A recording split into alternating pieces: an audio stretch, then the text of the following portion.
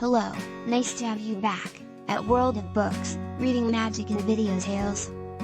Today with this story, Karl, the mischievous kangaroo from the book, 7 Animal Bedtime Stories Around the World. In the vastness of the Australian outback lived a kangaroo named Karl. With soft brown fur and big, curious eyes, Karl was a lovable and funny little guy. But his little kangaroo brain was always full of pranks and nonsense. Every day Karl skipped happily through the lush grasslands and sandy plains.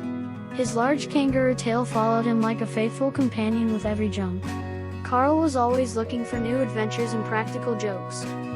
One day, when the sun was at its peak and the heat of the day was unrelenting, Karl decided to race against the wind. He jumped and hopped, faster and higher as his long legs carried him across the land. But in his cocky excitement, Karl forgot that he was too close to the cliffs of the outback. With one last daring jump, Karl flew over the edge of the cliff and fell into the depths. He landed roughly in a soft bush, his little kangaroo arms and legs twitching wildly in the air. Karl felt a sharp pain in his paw, and when he looked down, he saw a spiked cactus that he had jumped into. Karl had learned his lesson. He understood that his actions had consequences. His cockiness had put him in danger, and now he had to endure the painful thorns. But instead of complaining, Karl gathered all his courage and carefully freed himself from the cactus. With his heart aching and stung by the thorns, Karl turned his back to the edge of the cliff. He decided to act more responsibly and to better consider the consequences of his actions.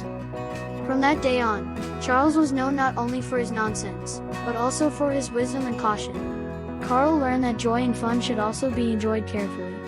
He taught his friends in the outback the importance of caution and the importance of considering the possible consequences before acting.